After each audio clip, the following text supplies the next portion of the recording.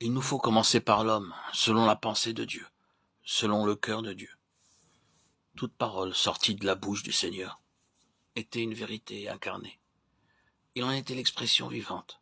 Sa vie fut entièrement sur le principe d'une dépendance totale et absolue à la volonté du Père, en parfaite harmonie et unité, dans une constante référence au Père par le Saint-Esprit. Moi et le Père, nous sommes un. Jean 10, 30.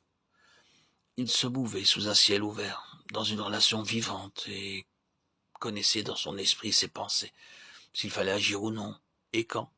Ses actions comme ses paroles étaient toujours le fait du Père, et non de lui-même.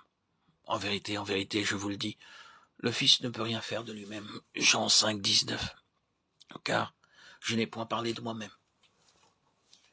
Mais le Père qui m'a envoyé m'a prescrit lui-même ce que je dois dire et annoncer. Jean 12, 49. Il agissait selon les indications et en conformité avec le Père.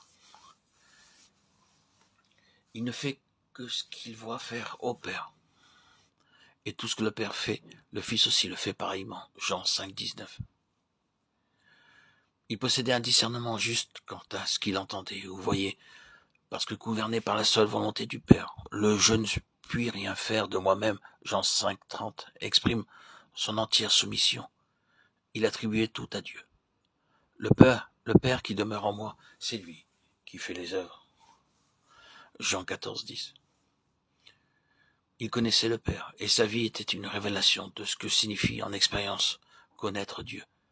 Il était conduit de façon souveraine par la vie qui lui apportait la connaissance de ce qui était dans le cœur du Père.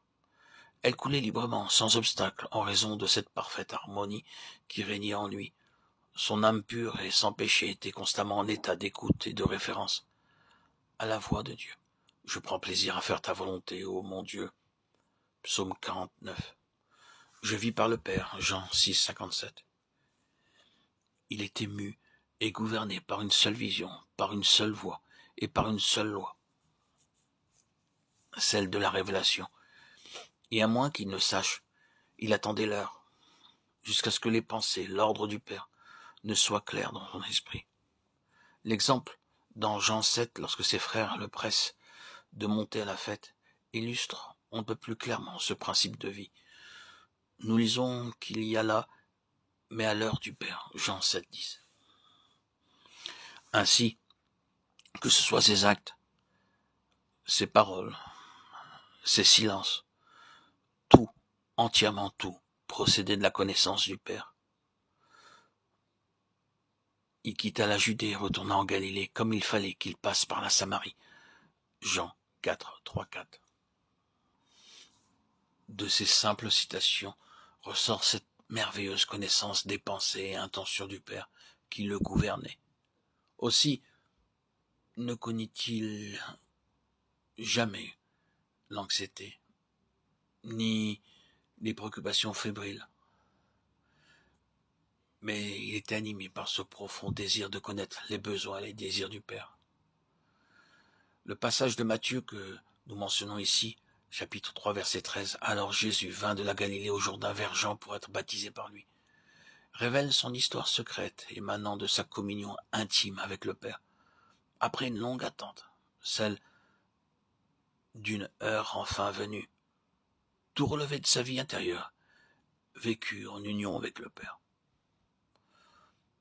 Notre Seigneur est l'homme selon la pensée pleine et entière de Dieu. Et il est clair que le principe qui a présidé dans sa vie est celui qui doit régir la vie de chaque croyant et de l'Église.